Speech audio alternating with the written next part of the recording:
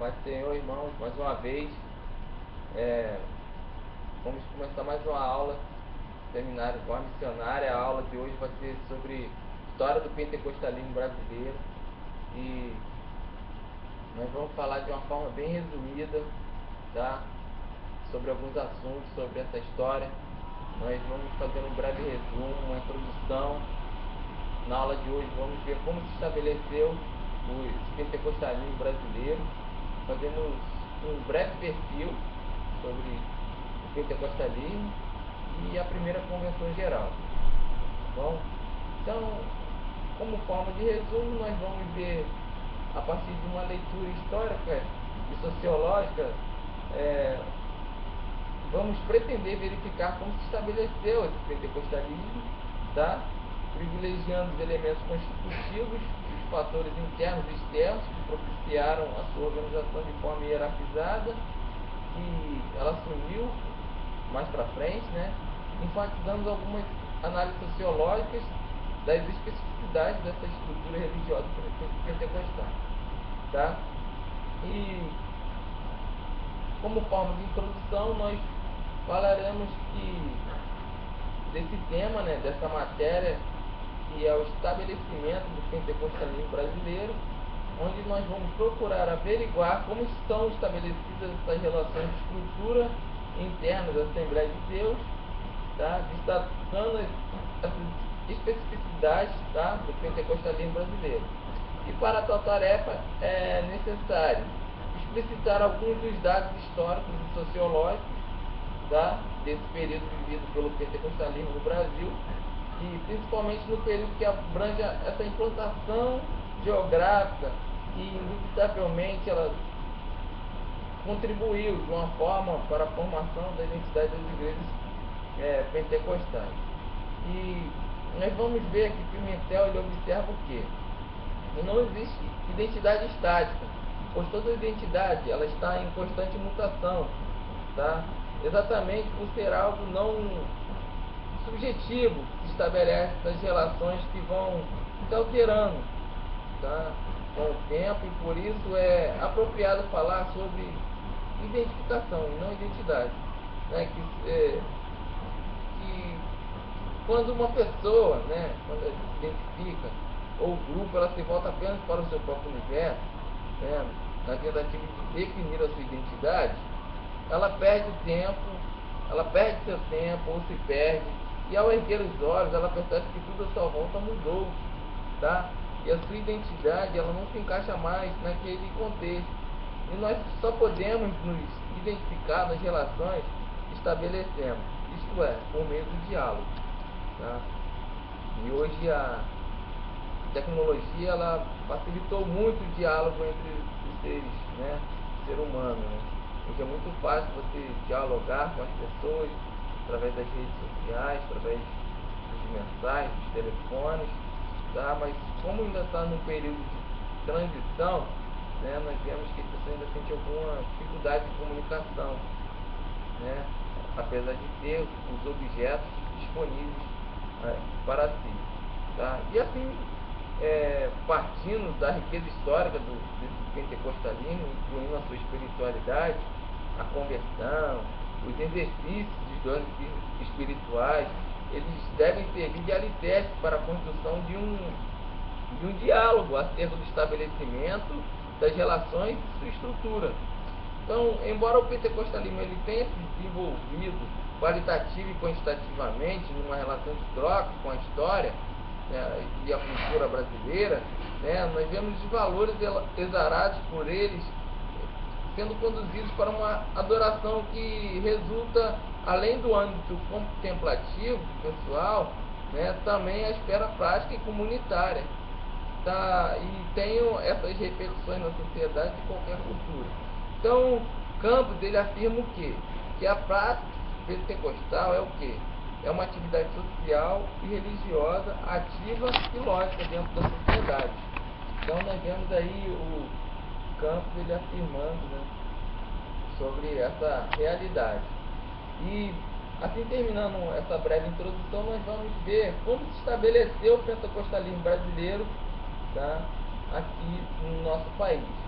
Embora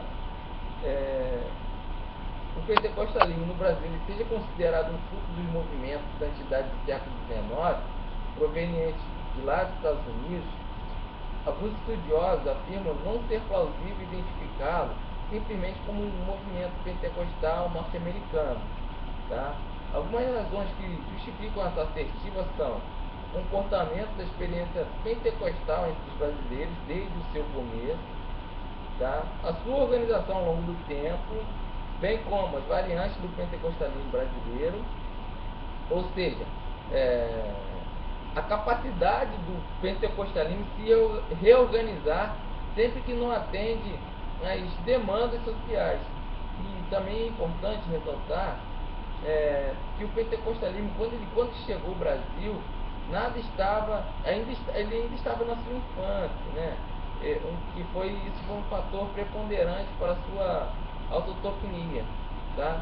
E também é preciso conhecer as marcas dessa trajetória a fim de entender esse desenvolvimento, tá? Da Igreja Evangélica Assembleia de Deus no Brasil, uma vez que a origem dela e o percurso percorrido pela Assembleia de Deus, eles vão gestar sua identidade eclesial e institucional, né? Como observa Preston, o ethos sueco nordestino, né?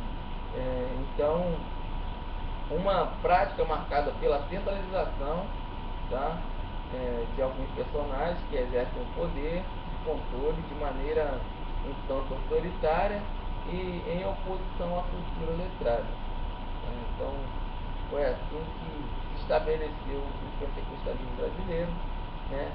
E já traçando um breve perfil dessa trajetória do pentecostalismo, nós vemos que a Assembleia de Deus ela foi fundada no Brasil pelos missionários suecos Daniel Berg e Gunnar Wingren, ambos batistas, em 18 de junho de 1911, na cidade de Belém, capital do estado do Pará, tá? E a aproximação entre os dois missionários ele aconteceu durante uma convenção das igrejas batistas reavivadas, tá?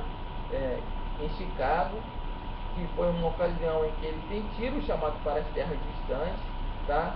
E unidos por esse ideal missionário, receberam uma mensagem profética enquanto eles oravam em companhia de um pentecostal sueco chamado Adolf Uzi, né, para irem ao Pará. E em companhia de um pentecostal, e após eles consultarem um mapa, eles souberam então que se tratava do estado do Brasil. E aqui eles chegaram em 19 de novembro, tá? Se uniram a uma igreja batista de origem sueca, tá? Onde eles, após eles haverem aprendido o português, passaram a pregar sobre o Pentecostes. Então, urge mencionar o quê? Que os missionários Berg e Gunnar Wingren, eles eram provenientes da Suécia em uma época em que esse país se encontrava estagnado e obrigava-se a exportar grande parte da sua população, tá? E conforme Preston, mais de 1 milhão de suecos migraram para os Estados Unidos, tá? Entre 1870 e 1920. Então, portanto, esses pentecostais suecos, ao invés de portarem uma postura de ousadia, de conquistadores, não, eles tinham na verdade uma postura de sofrimento, partilho e marginalização cultural, né? E Preston ele faz também uma importante observação quanto à formação da identidade da Assembleia de Deus no Brasil, resultante desses fatores, tá? Então nós vemos aí que a Assembleia de Deus ela foi um produto do esforço missionário de um grupo pequeno e marginalizado de um país ainda relativamente pobre, tá? E esses missionários não tiveram condições de inundar a igreja com dinheiro, né? Criando instituições poderosas que permanecessem nas suas próprias mãos ou que se tornassem palco de brigas internas, tá? Mas forçosamente suas vidas pessoais elas foram marcadas pela simplicidade, tá? Que foi um exemplo que ajudou a primeira geração de líderes brasileiros, tá? A ligar pouco para a ascensão econômica. E assim o ethos da Assembleia de Deus evitou um aburguesamento precoce que antecipasse essas condições, né, oferecidas pela própria sociedade brasileira, né, aos membros da igreja. Então, em 8 de junho de 1911, Celino Albuquerque, membro da igreja, recebe o Pentecoste e em seguida com mais 19 irmãos são expulsos da igreja batista. E vindo a fundar em 18 de junho de 1911 a missão de fé apostólica, que em 1918 passa a se chamar Assembleia de Deus. Então, em termos de expansão geográfica, o crescimento notável alcançado pela Assembleia de Deus, ela deveu-se ao quê? Principalmente ao refluxo desses imigrantes nordestinos que se desiludiram com a crise do ciclo da borracha e o fluxo de imigrantes, tá? Fluxo de imigrantes nortistas e nordestinos para o sudeste, tá, do país em 1920. Então a Assembleia de Deus ela estava estabelecida em 9 estados, sendo 3 no norte e 6 no nordeste. Tá?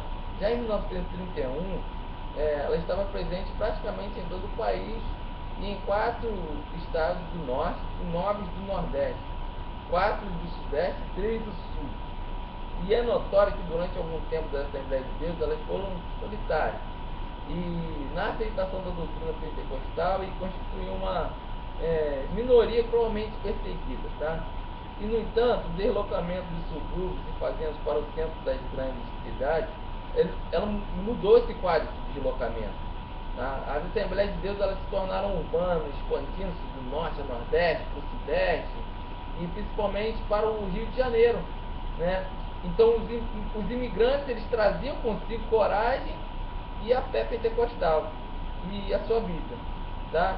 E o pentecostalismo, ele, por sua vez, ele conferia a esses imigrantes recém-urbanizados novos valores para começar, uma nova vida e sentido para essa vida que eles começariam de novo.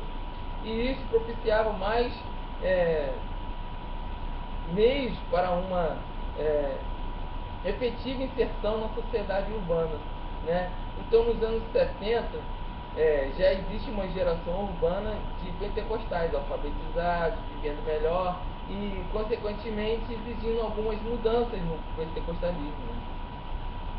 Então, a gente vê aí que, nesse perfil, com a urbanização do pentecostalismo, né, saindo de lá do meio do Nordeste, lá do macro, lá, o pessoal começou a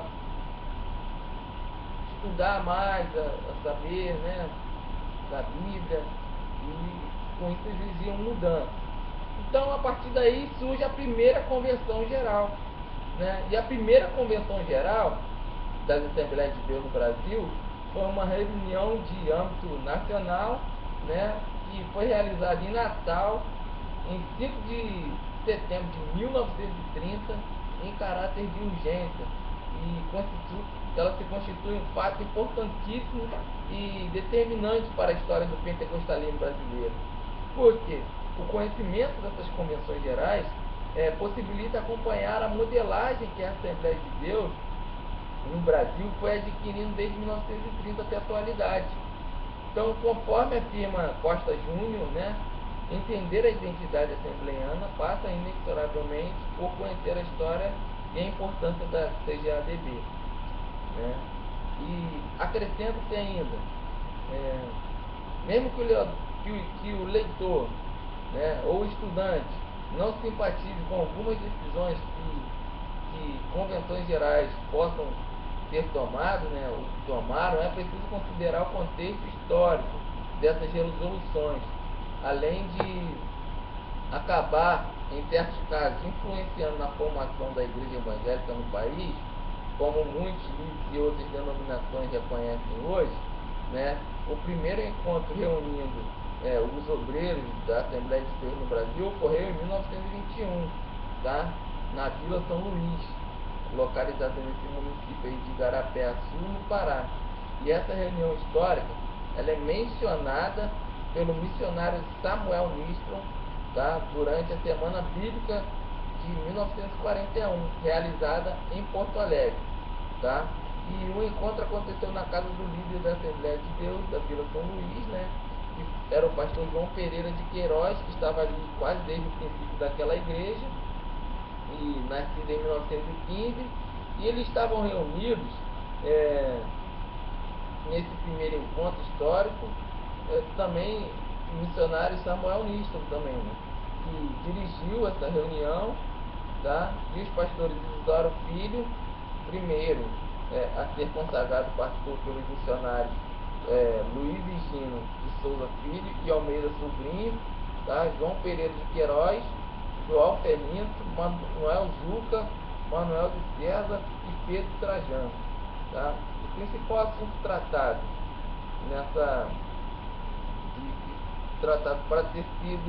parece ter sido a evangelização e esclarecimento de pequenas dúvidas teológicas, tá? E o andamento dos trabalhos. Porém, a história da Convenção Geral, ela começa mesmo em 1929, tá? Essas informações elas foram tiradas, tá? do livro, tá? E é interessante observar que os primeiros passos para a relação dessa reunião foram dados em 1929, tá? E iniciou teve essa iniciativa os pastores brasileiros da região, né? Da região norte e nordeste, sendo eles os idealizadores dessa primeira Convenção Geral da Assembleia de Deus no Brasil, porque até 30 eram os missionários suecos que lideravam e supervisionavam toda a Assembleia de Deus, né, no país. E nenhum trabalho aberto pelos missionários havia recebido autonomia, mesmo sendo boa parte das igrejas norte e nordeste dirigidas pelos pastores nacionais. Então, os missionários suecos que haviam tomado conhecimento dessa proposta dos obreiros nacionais, eles inclusive durante a conferência pentecostal de 29, em Recife, ocorrida 8 meses do encontro preliminar dos obreiros nacionais, haviam conversado entre si em busca de uma solução harmoniosa, né? Assim, o propósito era de manter a identidade e a unidade doutrinária da Assembleia de Deus, né, e resolver a questão de ordem interna e externa em a primeira Convenção Geral. E essa reunião, essa Convenção Geral, reuniu a maioria dos pastores nacionais e todos os missionários suecos para juntos resolverem certas questões que se prendem ao progresso e à harmonia da causa do Senhor. Então, secretariando as sessões da primeira Convenção Geral, alternaram-se os pastores Manuel Leão e Manuel Higino de Souza, tá? E o conteúdo das atas produzidas na primeira Convenção Geral, ele é desconhecido, tá? Então é devido ao registro dos pastores Francisco de Souza, Francisco Gonzaga e Louis Petrus, líder da igreja de Filadélfia de Estocolmo, né, na Suécia, que enviou os missionários suecos ao Brasil após a chegada do navio Danielberg em 1910. A pauta da primeira convenção abordada eram 4 temas, né? O primeiro tema era o relatório do trabalho realizado pelos missionários. O segundo tema era a nova direção do trabalho pentecostal do Norte e Nordeste. O terceiro tema da pauta era a circulação dos jornais Boa Semente e o Som Alegre. E o quarto tema era o trabalho feminino na igreja. Então, até 1930, o líder natural dos missionários era o pastor Brunavim, que desde 1924, né, liderava a Assembleia de Deus no Rio de Janeiro, a então capital do Brasil, né, e na ausência de Wingren, Samuel Niston, também missionário sueco, que veio ao Brasil em 18 de agosto de 1916, era quem exercia a liderança nacional. E Samuel Niston, ele pastoreava a Assembleia de Deus em Belém do Pará, tá? Durante os 30 anos em que ele trabalhou no Brasil, Niston ajudou a lançar e consolidar os fundamentos doutrinários da Assembleia de Deus no Brasil, e ele exercia grande liderança espiritual e eclesiástica entre esses missionários e os pastores nacionais. Então, na Convenção Geral da Assembleia de Deus, em 1930, os trabalhos do Norte e do Nordeste, que pertenciam a missão sueca, eles foram entregues às igrejas brasileiras. E a presença do pastor Lewis Petros parece ter sido fundamental para tal decisão. Segundo Daniel, os relatos de Petros, publicados na revista pentecostal sueca Evangeli Herald, afirma que os missionários suecos eles viram a proposta dos obreiros nacionais à vontade de Deus, e pois eles sentiram-se tocados pelo Espírito Santo, tá? E já havia algum tempo para se dedicarem à abertura de novos trabalhos no sul e no sudeste do Brasil. Então a proposta desses missionários apresentados pelos obreiros nacionais era de grande trabalho missionário, realizado nos estados do Amazonas, Pará, Maranhão, Rio Grande do Norte, Paraíba, Pernambuco, onde já havia cerca de 1000 membros e 160 igrejas, e eles deveriam ser entregues inteiramente aos obreiros nacionais. Até o dia 1º de julho de 1931, nós vemos aí todos os templos locais das reuniões que pertenciam à missão, eles deveriam ser entregues, né, sem nenhum custo, e as respectivas igrejas locais brasileiras, a essas respectivas igrejas locais brasileiras, né, deveriam ser entregues sem nenhum custo. Isso foi decidido na convenção.